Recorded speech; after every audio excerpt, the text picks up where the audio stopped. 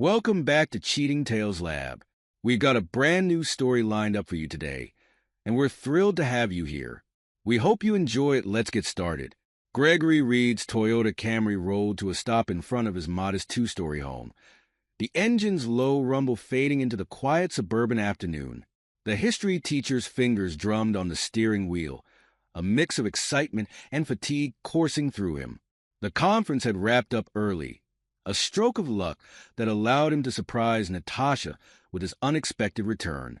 As he killed the engine, Gregory's eyes narrowed at the sight of an unfamiliar Audi parked in their driveway. Its sleek lines and polished surface seemed out of place next to Natasha's practical sedan. "Huh," he muttered, climbing out of his car. Maybe Linda from next door got a new ride. The thought felt hollow even as it formed, a feeble attempt to rationalize the unease growing in his gut. The house was quiet as he entered, the silence broken only by the soft thud of his bag hitting the hardwood floor. Gregory paused, listening intently. There it was, muffled voices drifting down from upstairs, barely audible but unmistakably present. His footsteps were deliberately slow and soft as he approached the stairs, each creak of the floorboards sounding like a thunderclap in the stillness. At the bottom of the staircase, Gregory tilted his head, straining to make out the words. Natasha's voice, low and sultry, reached his ears. "I can't wait to see you tonight, baby. It's going to be wild."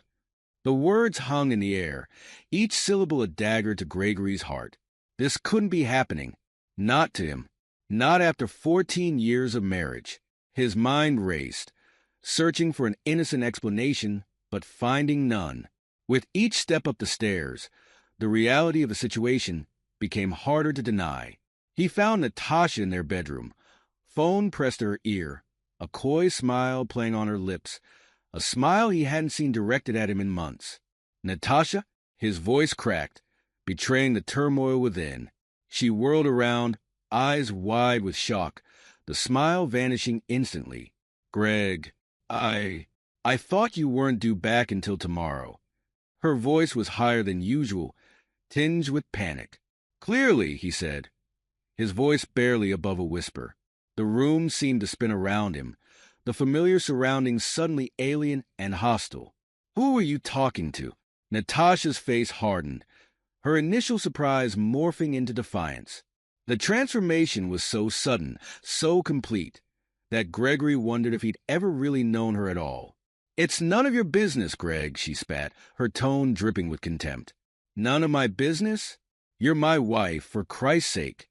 The words exploded from him, fueled by a mixture of pain and incredulity. How could she stand there, in the bedroom they shared, and tell him this was none of his business? "Oh, grow up," Natasha sneered, rolling her eyes. The gesture was so dismissive, so callous, that Gregory felt as if he'd been physically struck. "Did you really think I was going to be satisfied with your boring, predictable life forever?" Gregory staggered back as if he'd been slapped, his mind reeling. "What are you saying?" The question was unnecessary. He knew exactly what she was saying. But some part of him, the part that still clung to the memory of their wedding day, of whispered promises and shared dreams, needed to hear it out loud. Natasha's laugh was sharp and cruel, a sound Gregory had never heard from her before. "I'm saying I've found someone who actually excites me, someone who isn't afraid to live a little." She tossed her hair back, a gesture of defiance and superiority. "You're having an affair?" The words felt like ash in Gregory's mouth, bitter and choking. "Affairs are for bored housewives," Natasha spat, her eyes flashing with a mixture of anger and what looked disturbingly like triumph. "I'm embracing life. And tonight, I'm embracing my new lover." Gregory's mind reeled. This couldn't be happening. Not after 14 years of marriage. Not to him. He'd been a good husband, hadn't he? Faithful, supportive, loving. Where had it all gone wrong? "You can't be serious," he managed, his voice hoarse. "You're not going anywhere." Natasha laughed again, the sound grating against Gregory's nerves. "Oh, sorry, but I promised him a wild night. And unlike you, I keep my promises." The barb struck home, twisting in Gregory's chest like a knife. "If you walk out that door," Gregory said, his voice shaking with barely contained rage, "our marriage is over. 14 years, Natasha. Gone." It was meant to be an ultimatum, a line in the sand. But even as he said it, Gregory knew it was futile. Natasha shouldered past him, pausing only to grab her purse from the dresser. "Maybe you should have made those 14 years count for something," she tossed over her shoulder, her words dripping with disdain. The front door slammed, the sound echoing through the house like a gunshot. Gregory stood frozen in the bedroom, the suddenly too large space mocking him with its emptiness. Natasha's laughter, cruel and triumphant, seemed to linger in the air, a ghostly reminder of how quickly his world had crumbled. As the reality of the situation began to sink in, Gregory felt his knees buckle. He sank onto the edge of their bed, and buried his face in his hands. How had he not seen this coming? How had he been so blind? The questions swirled in his mind, each one bringing a fresh wave of pain and disbelief. Outside, the sound of an engine roaring to life cut through his thoughts. Natasha's car, or perhaps the mysterious Audi, pulling away, carrying her towards her new life, her new lover, leaving Gregory behind with nothing but the shattered remains of the life he thought they'd built together. Sleep eluded Gregory that night, each tick of the bedside clock a mocking reminder of his solitude. He tossed and turned, his mind a whirlwind of memories and questions.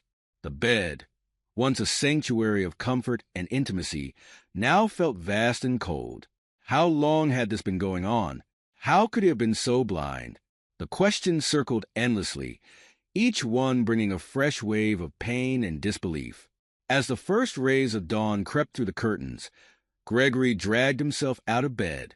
His reflection in the bathroom mirror was a stranger, hollow-eyed and haggard, with stubble shadowing his usually clean-shaven jaw. He splashed cold water on his face, trying to shock himself back to reality. But reality, he was learning, was a cruel and unforgiving thing. Downstairs, the kitchen stood silent, devoid of the usual morning bustle. No coffee brewing, no gentle clink of spoons against cereal bowls, no murmured conversations about the day ahead. Just emptiness and the harsh light of day that seemed to illuminate every crack in the facade of his marriage. Gregory's hands shook as he poured himself a cup of coffee, the bitter liquid a poor substitute for the comfort he craved. He needed answers, and he knew where to start looking. The home office had always been Natasha's domain, a space he respected out of trust and a belief in privacy within marriage. Now, that respect felt like a cruel joke, a weakness she had exploited. With a deep breath, Gregory pushed open the office door. The room was neat and organized, just as Natasha always kept it. But now, every orderly stack of papers, every carefully arranged knick-knack, seemed to mock him. He began rifling through drawers, searching for anything that might shed light on her betrayal. In the bottom drawer of the filing cabinet, hidden beneath a stack of old tax returns, he found what he was looking for: credit card statements, carefully concealed from their joint account. His eyes widened as he scanned the charges: expensive restaurants, hotel stays, lavish gifts. All dated back months, possibly longer. "Jesus," he muttered, sinking into the office chair. The affair hadn't just been going on for weeks or months. This was a long-term deception, a carefully orchestrated betrayal that spanned a significant portion of their marriage. The realization hit him like a physical blow, leaving him breathless and nauseous.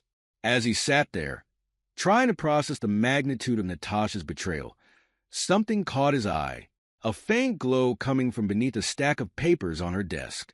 Gregory's hand trembled as he reached for it, already knowing what he would find. A burner phone. Of course, he should have known. It was almost comically cliché, like something out of a bad detective novel. But there was nothing funny about the sick feeling in his stomach as he turned it on. The screen lit up, revealing a cascade of text messages. His stomach churned as he scrolled through them, each one more intimate and explicit than the last. Pet names, inside jokes, plans for rendezvous, A whole secret life laid bare in digital form. And there, repeated over and over, was a name, James Humphrey. Gregory's breath caught in his throat. James Humphrey, Natasha's co-worker. The man Gregory had shared drinks with at the company Christmas party just months ago. The man who had shaken his hand, called him buddy, all while secretly carrying on an affair with his wife. The betrayal was suddenly, horrifyingly personal. Memories flooded back. Natasha's increased hours at work, her sudden interest in after-work drinks with colleagues, the way she and James had laughed together at that Christmas party. It all made sickening sense now. How many times had he stood by, smiling and unsuspecting, while they exchanged knowing glances? How many of their conversations had been laced with double meanings, inside jokes at his expense? Gregory's world, already teetering on the edge, came crashing down around him. He felt as if he were falling, spiraling into an abyss of betrayal and deceit. The room spun around him, the familiar surroundings suddenly alien and hostile. He barely made it to the bathroom before he was violently sick, his body purging itself as if it could somehow expel the pain and humiliation along with the contents of his stomach. As he slumped against the cool porcelain, Gregory felt a strange sense of calm settle over him. The initial shock was passing, replaced by a cold, hard anger. He thought of his students, of the lessons he taught them about resilience in the face of adversity, about standing up for what was right. It was time to practice what he preached. With shaking hands, he reached for his phone. He had calls to make, plans to set in motion. Natasha might have betrayed him, but he'd be damned if he let her destroy him. As he dialed the first number, Gregory felt a determination settle over him. The battle for his future was just beginning. Morning found Gregory slumped at the kitchen table, staring blankly at his phone. The house around him was silent, the usual morning bustle replaced by an oppressive stillness that seemed to mock his solitude. He'd called in sick to work, unable to face his students in this state. The thought of standing in front of a classroom, discussing the great events of history while his own life lay in ruins, was more than he could bear. His mind raced with possible courses of action, each one more drastic than the last. Confront Natasha at her office? Track down James and demand an explanation? Simply pack his bags and disappear? The options swirled in his head. A dizzying array of potential futures, none of them resembling the life he'd thought he had just days ago. The buzz of his phone startled him out of his reverie. It was Michael Roy, his friend since college, and now a respected lawyer. Gregory had reached out to him in a moment of desperation the night before, his message a garbled mix of shock and plea for help. "Hey, Greg." Michael's voice was calm and steady, a lifeline in the chaos of Gregory's thoughts. "How are you holding up?" Gregory let out a bitter laugh, the sound harsh in the quiet kitchen. "How do you think?" "Listen," Michael said, his tone shifting from friendly to professional. "I know you're hurting, but we need to approach this logically. Have you confronted Natasha again?" "No," Gregory admitted, running a hand through his disheveled hair. "She didn't come home last night." The words hung in the air, a stark reminder of how quickly his life had unraveled. "Good," Michael said, and Gregory could almost see him nodding approvingly. "Don't confront her until we have a solid plan. For now, focus on gathering evidence. Bank statements, text messages, anything that proves the affair. We need to build a strong case." As Michael outlined the legal options, Gregory felt a strange sense of calm settle over him. This was no longer about saving his marriage. That ship had sailed the moment Natasha walked out the door. This was about survival, about emerging from this nightmare with his dignity and future intact. "What about the house?" Gregory asked, his eyes roaming over the familiar surroundings that now felt tainted by betrayal. "The savings? Our whole life is tied up together. One step at a time," Michael advised. "First, we document everything. Then we'll look at division of assets." "But Greg," his voice softened slightly, "are you sure you want to go through with this? There's no coming back once we start the legal process." Gregory's grip tightened on the phone. Was he sure? The question gave him pause. For a brief moment, he allowed himself to imagine reconciliation. Natasha returning, apologetic and remorseful. The two of them working through this, rebuilding their marriage. But the fantasy crumbled as quickly as it formed, replaced by the cold reality of Natasha's sneering face, her callous words. "I'm sure," he said, surprised by the steadiness in his voice. "She made her choice. Now I'm making mine." After hanging up, Gregory set to work with a single-minded focus that would have impressed his students. He meticulously copied financial records, saved text messages, and documented every scrap of evidence he could find. It was like conducting research for one of his history lessons, except this time, the subject was a destruction of his own life. Hours passed in a blur of paperwork and digital forensics. The sun was setting, casting long shadows across the kitchen, when Gregory's phone buzzed again. A text from Natasha. "Working late again. Don't wait up." Gregory stared at the message, a mix of anger and resolve coursing through him. The casual tone, the blatant lie. It was all so breathtakingly audacious. Did she think he was still in the dark? Or did she simply not care anymore? He thought of the scout law he'd learned as a boy. Trustworthy, loyal, helpful, friendly, courteous, kind, obedient, cheerful, thrifty, brave, clean, and reverent. Values he'd tried to live by. Values he thought he shared with Natasha. Well, he thought bitterly, it was time to add a new trait to that list. Ruthless. Gregory's fingers hovered over the phone, tempted to fire back a response that would shatter Natasha's illusion of secrecy. But Michael's advice echoed in his mind. Don't confront her yet. Build the case. Be smart. With a deep breath, Gregory set the phone aside. He had work to do. Tomorrow, he would return to his classroom, face his students, and teach them about the great upheavals of history. And all the while, he would be planning his own revolution, the dismantling of the life he'd built with Natasha and the construction of something new from the ashes. As night fell, Gregory stood at the window, looking out at the quiet street. Somewhere out there, Natasha was with James, living her new life, oblivious to the storm that was brewing. Let her have her night, Gregory thought. The reckoning would come soon enough. With a smile, he turned away from the window and headed back to the office. There was still much to do, and the night was young. The Gregory Reed who had left for that conference just days ago was gone, replaced by a man tempered by betrayal and resolved to fight for his future. Gregory Reed stood at the kitchen counter, staring at the calendar on the wall. A week had passed since his world had imploded, each day a careful dance of normalcy and secret preparations. The red circle around today's date seemed to mock him, a stark reminder of the task ahead. He took a sip of coffee, grimacing at the bitter taste. Natasha had always been the one to make the coffee. He pushed the thought away, focusing instead on the day's agenda. The bank would be his first stop. Gregory had spent hours poring over their financial records, calculating exactly half of their joint savings. It wasn't about greed. It was about survival.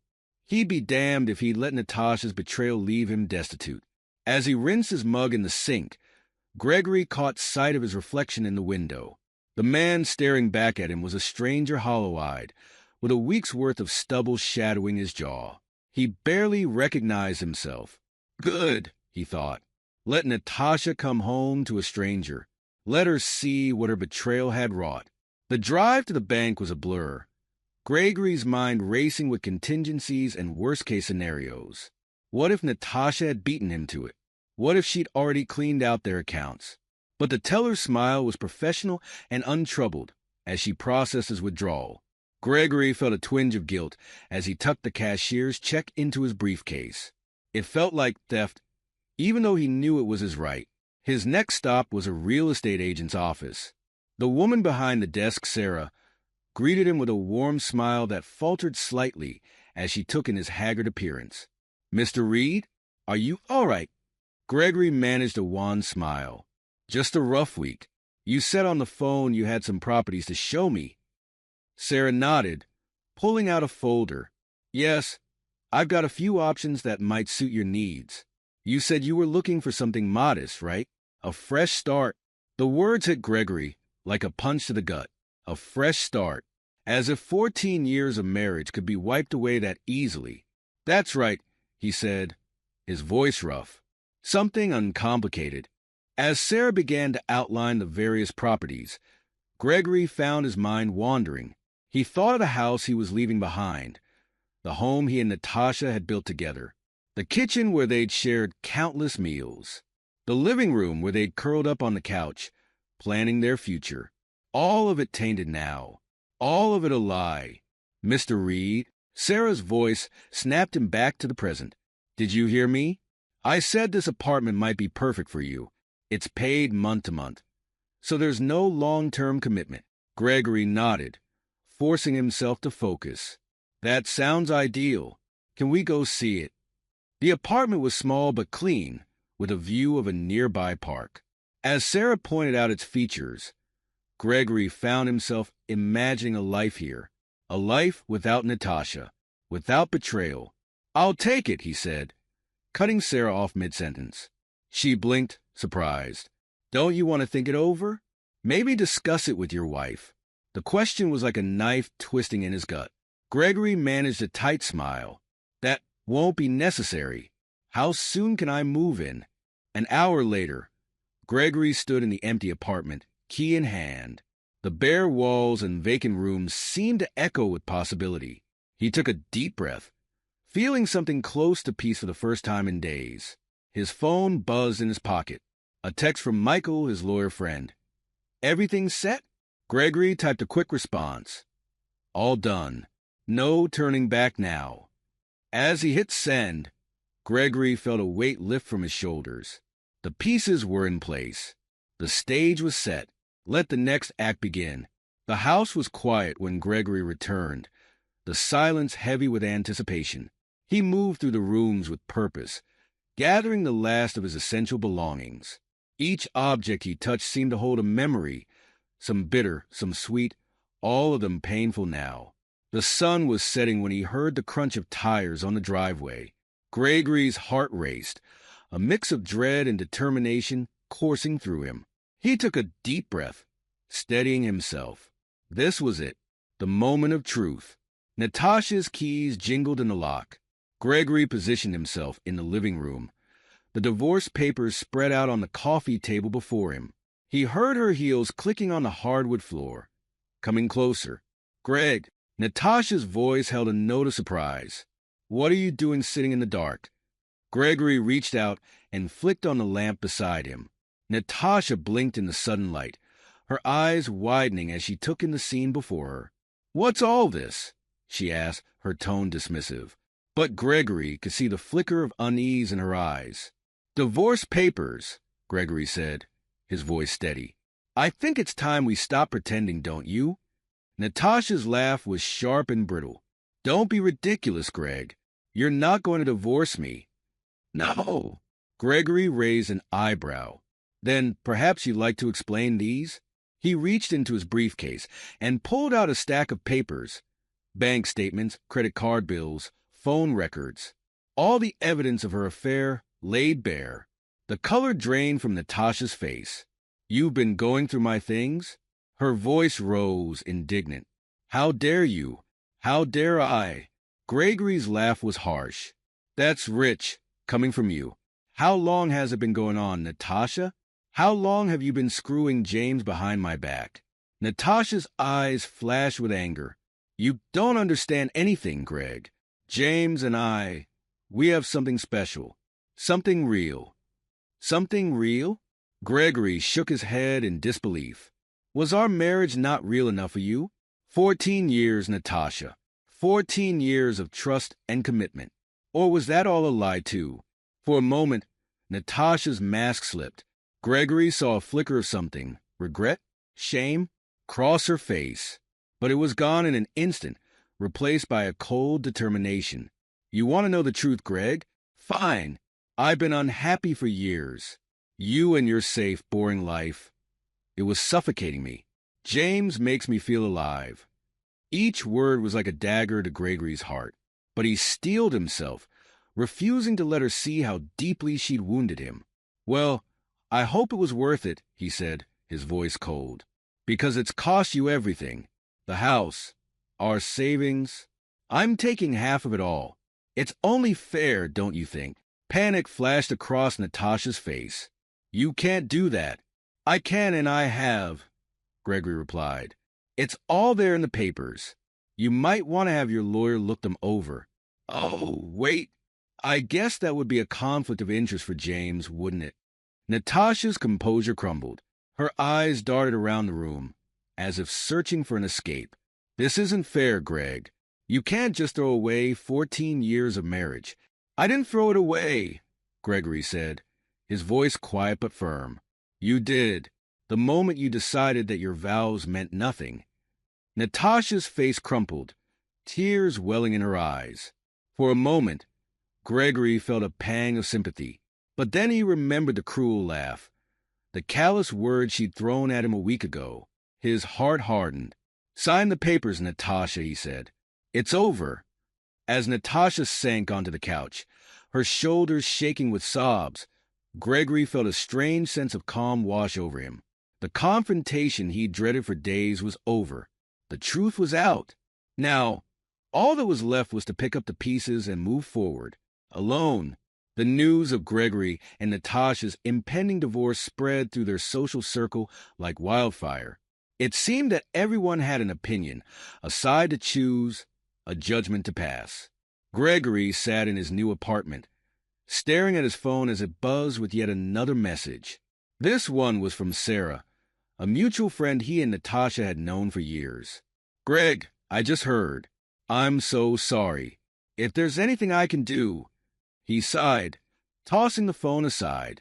The messages had been pouring in all week, some supportive, some accusatory, all of them exhausting. It seemed that Natasha had been busy, spinning her own version of events. According to her, Gregory had been controlling, suffocating her with his mundane lifestyle. She painted herself as the victim, trapped in a loveless marriage, finally finding happiness with James. It was a compelling narrative, one that many of their friends seemed all too willing to believe. Gregory's phone buzzed again. This time, it was Michael. How are you holding up? His lawyer friend asked when Gregory answered. Gregory let out a bitter laugh. Oh, just great. Half our friends think I'm some kind of monster, and the other half are too afraid of taking sides to even talk to me. But other than that, I'm peachy. Michael's voice was sympathetic but firm. Remember what we talked about, Greg. Don't engage. Don't try to defend yourself. The truth will come out in time. Easy for you to say, Gregory muttered. You're not the one being vilified. After hanging up, Gregory paced the small apartment, feeling caged. He needed to get out, to do something, anything to escape the suffocating weight of his thoughts. He grabbed his keys and headed for the door, only to freeze as he opened it. Standing in the hallway, hand raised to knock, was Linda, his next-door neighbor from his old house. Greg, she said, her eyes wide with surprise. I wasn't sure you'd be here. Gregory stepped back, gesturing for her to come in. Linda, what are you doing here? Linda fidgeted, clearly uncomfortable. I wanted to talk to you about everything that's happened. As they sat on Gregory's sparse furniture, Linda's eyes darted around the apartment, taking in the boxes still unpacked, the general air of impermanence. Greg, I don't know what to say. Natasha's been telling everyone such horrible things about you, but I couldn't believe it. Not the Greg I've known for years. Gregory felt a lump form in his throat. Here, finally, was someone who wasn't buying into Natasha's lies. Thank you, Linda, he said, his voice rough with emotion. You have no idea how much that means to me. Linda reached out, patting his hand. I know it's not my place, but is there any chance of reconciliation? Maybe if you two just talked. Gregory shook his head, a sad smile on his face. It's too late for that, Linda. The trust is gone. There's no coming back from what she's done. As Linda left, promising to stay in touch, Gregory felt a glimmer of hope. Maybe, just maybe, not all was lost. There were still people who believed in him, who saw through Natasha's lies. But the relief was short-lived. The next day, as Gregory walked into the teacher's lounge at school, he was met with uncomfortable silence. Conversation stopped abruptly. Eyes darted away from his. He poured himself a cup of coffee, acutely aware of the whispers starting up behind him. As he turned to leave, he caught sight of two of his colleagues, their heads bent close together. "I heard he was cheating on her for years," one whispered. "Poor Natasha. No wonder she left him." The words hit Gregory like a physical blow. He stumbled out of the lounge, barely making it to his classroom before the tears came. As he sat at his desk, struggling to compose himself before his students arrived, Gregory felt the full weight of his new reality crash down upon him. This wasn't just about losing Natasha. It was about losing his entire life as he knew it. But as the first bell rang and students began to file in, Gregory took a deep breath, straightening his shoulders. He may have lost much, but he still had his integrity. He still had the truth. And someday, somehow, that truth would come out.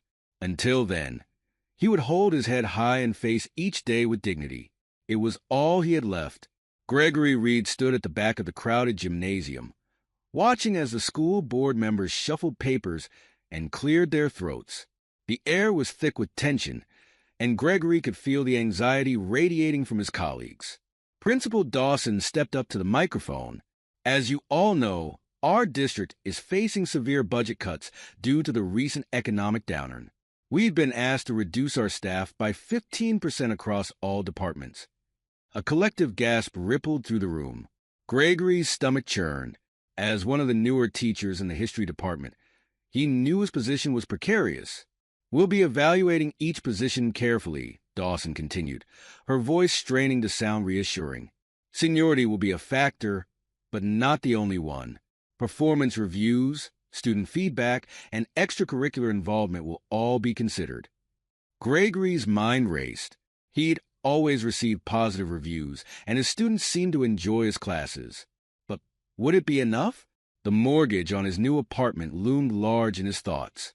As the meeting adjourned, Gregory found himself cornered by Tom Halsey, the department head. "Greg," Tom said, his voice low, "I won't sugarcoat it. You're on the bubble. If you want to keep your job, you need to make yourself indispensable. Take on extra duties, start a new club, anything to stand out." Gregory nodded, a lump forming in his throat. "I understand, Tom. I'll do whatever it takes." As he walked to his car, Gregory's phone buzzed. A text from Michael, his lawyer. "Natasha's contesting the settlement. She's hired Jameson. We need to talk." Gregory's heart sank. Stanley Jameson was known as a shark in divorce court, aggressive and ruthless. This was going to get ugly. The next few weeks were a blur of late nights and early mornings. Gregory threw himself into his work, volunteering for every committee and extracurricular activity he could. He started a debate club, organized a field trip to the state capitol, and even coached the JV basketball team when the regular coach fell ill. But even as he fought to keep his job, the specter of the divorce battle loomed large. Jameson was living up to his reputation, contesting every aspect of the settlement and dragging Gregory's name through the mud. One afternoon, as Gregory was grading papers in the teacher's lounge, he overheard two colleagues whispering. "I heard his wife left him because he was emotionally abusive," one said. "Can you believe it? He always seemed so nice." "Well, you never know what goes on behind closed doors," the other replied. "I feel bad for her, having to work with that James guy now that everyone knows about the affair." Gregory's pen froze mid-sentence. He'd known Natasha was telling her version of events, but he hadn't realized how far the rumors had spread. The urge to stand up and defend himself was overwhelming, but Michael's words echoed in his head. "Don't engage. Let the truth come out in its own time." With a heavy heart, Gregory gathered his things and left the lounge, the whispers following him down the hall. That night, as he sat in his sparse apartment, Gregory felt the weight of his challenges crushing down on him. His job was at risk. His reputation was in tatters, and the woman he'd loved for 14 years was doing everything in her power to destroy him. For a moment, he considered giving up. Maybe he should just let Natasha have what she wanted, move to a new town, start over completely. But then his eyes fell on a framed photo on his desk. It was from last year's graduation, showing him surrounded by smiling students. They were looking at him with admiration, trust, and respect. Gregory's jaw clenched. No! He wouldn't give up. He'd fight. For his job, for his reputation, and for the truth. Natasha might have betrayed him, but he wouldn't betray himself or the students who counted on him. With renewed determination, Gregory opened his laptop and began planning his next move. The law offices of Branson and Associates were imposing, all gleaming glass and polished marble. Gregory felt distinctly out of place as he followed Michael down the long hallway to the conference room. "Remember," Michael muttered as they approached the door, "let me do the talking. Jameson's looking for any reason to paint you as the bad guy." Gregory nodded, straightening his tie.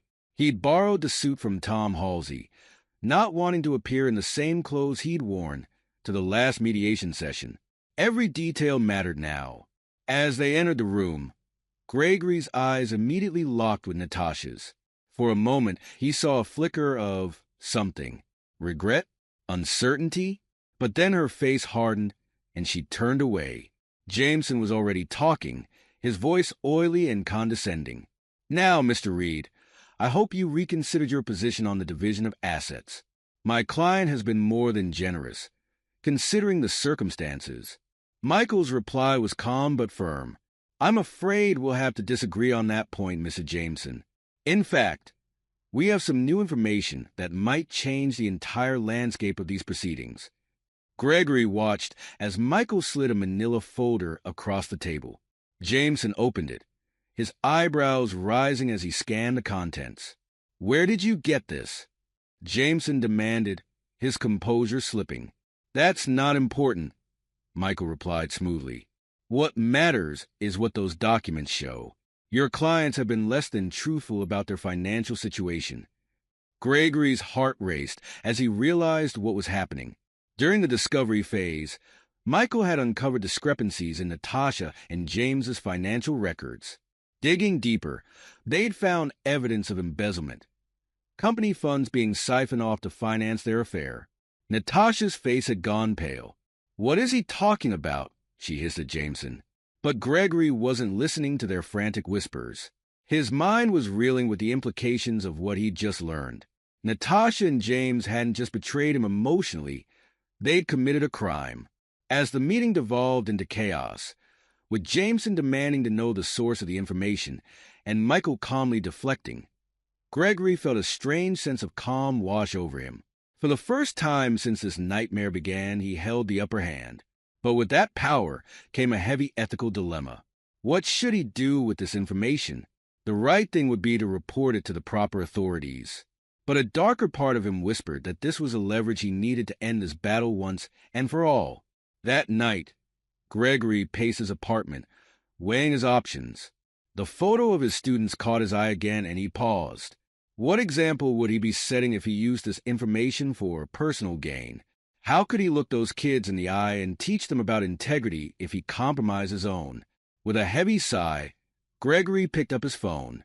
He'd make an anonymous tip to the company's board of directors, let them investigate and handle it properly. As he dialed the number, Gregory felt a weight lift from his shoulders. He might lose some tactical advantage in the divorce proceedings, but he'd keep his conscience clear. And in the end, that was worth more than any settlement. The next few weeks were a whirlwind. The company launched an internal investigation, putting Natasha and James under intense scrutiny. Gregory threw himself into his work with renewed vigor, determined to prove his worth to the school. He volunteered to lead a curriculum review committee, putting in long hours to modernize the history department's approach. He organized a school-wide mock election to coincide with the real one, engaging students in the democratic process in a way that had the whole school buzzing. One afternoon, as Gregory was leaving a particularly grueling department meeting, Tom Halsey pulled him aside. I don't know how you're doing it, Greg, Tom said, shaking his head in admiration. With everything going on in your personal life, most people would be falling apart. But you're thriving. Gregory managed a small smile. I guess I just realized that my work, my students, they're what really matter. Everything else is just noise. Tom clapped him on the shoulder. Well, keep it up. When the final decisions come down about staffing, I want to make sure your name is at the top of the keep list. As Gregory walked to his car, he felt a glimmer of hope for the first time in months. The road ahead was still uncertain, but he was on the right path. And for now, that was enough. The boardroom of Meridian Financial Services was silent, the tension palpable as the members of the Internal Audit Committee exchanged looks. At the head of the table, CEO Marcus Blackwell's face was a mask of barely contained fury. "Let me get this straight," he growled, glaring at the head auditor. "You're telling me that 2 of our employees have been embezzling funds for over a year, and we're just now finding out about it?" The auditor, a thin man named Jenkins, swallowed hard. "Yes, sir. The scheme was quite sophisticated, but once we received the anonymous tip and knew where to look, the evidence was overwhelming." Blackwell's fist came down hard on the table, making everyone jump. "I want names. Now." "Natasha Reed and James Humphrey, sir, from the Accounts Receivable Department." Across town, oblivious to the storm about to break over their heads, Natasha and James were having lunch at their favorite cafe. Natasha was in the middle of regaling James with her latest verbal sparring match with Gregory when her phone buzzed. "Probably Jameson again," she said with a roll of her eyes. "That man is relentless. I swear, if Greg would just—" Her voice trailed off as she read the message. All the color drained from her face. "Natasha?" James leaned forward, concern etching his features. "What is it?" She looked up at him, her eyes wide with panic. "We have to go. Now." But it was too late. As they stood to leave, 2 men in dark suits approached their table. "Ms. Reed? Mr. Humphrey? I'm Agent Thompson with the FBI. We need you to come with us." The next few days were a blur of interrogations, accusations, and crushing realizations. The evidence against them was insurmountable. Not only were they fired from Meridian, but they were now facing serious criminal charges. As Natasha sat in her lawyer's office, listening to him outline the potential plea deals and prison sentences, her mind wandered to Gregory. How had it all gone so wrong? The affair, which had seemed so exciting and liberating, now felt like the biggest mistake of her life. Meanwhile, Gregory was in his classroom, wrapping up a particularly engaging lesson on the civil rights movement when Tom Halsey appeared at the door. "Greg, can I see you for a moment?" Gregory's heart skipped a beat. This was it, the moment he'd been dreading and hoping for in equal measure. But as he stepped into the hallway, he was surprised to see Tom smiling. "I've got good news," Tom said. "Not only are we keeping you on, but we want to offer you a permanent position, full benefits, tenure track, the works." Gregory blinked, stunned. Are you serious?" Tom nodded. "Your work these past few months has been exceptional. The students love you, the parents respect you, and quite frankly, we'd be idiots to let you go. So, what do you say?" For a moment, Gregory couldn't speak. All the stress, all the uncertainty of the past months came crashing down, replaced by an overwhelming sense of relief and vindication. Yes. Of course, yes. Thank you, Tom." As Gregory walked back to his classroom, his phone buzzed. It was Michael. "It's over, Greg. Natasha's lawyer called. They're accepting our original settlement offer. With everything that's happened, she's in no position to fight anymore." Gregory leaned against the wall, letting the news wash over him. It was finally, truly over. The next few weeks passed in a whirlwind. Gregory finalized the divorce, signed his new contract with the school, and even managed to find a slightly larger apartment that he could now afford. As he settled into his new life, Gregory found himself reflecting on the tumultuous journey he'd been through, the betrayal, the pain, the uncertainty. It had all shaped him in ways he was only beginning to understand. One afternoon, as he was preparing for his classes, an idea struck him. He quickly jotted down some notes, a spark of excitement growing as the concept took shape. The next day, he approached Tom with a proposal, an elective course on financial literacy and ethics. Tom raised an eyebrow. That's an interesting combination. Gregory nodded eagerly. I know it sounds odd, but think about it. So many of our students graduate without any real understanding of how to manage their money or navigate the ethical challenges of the adult world. This course could change that. Tom considered for a moment, then smiled. You know what? Let's do it. If anyone can make finance and ethics exciting for teenagers, it's you, Greg. As the new school year began, Gregory found himself standing in front of a packed classroom. Students had flocked to his new elective, curious about the unorthodox combination of topics. Welcome to Financial Literacy and Ethics 101, Gregory began, looking out at the sea of eager faces. In this class, we're going to learn about more than just balancing checkbooks and understanding credit scores. We're going to explore the complex relationship between money and morality, and how the choices we make can impact not just our bank accounts, but our integrity. As he launched into the first lesson, Gregory felt a sense of purpose he hadn't experienced in years.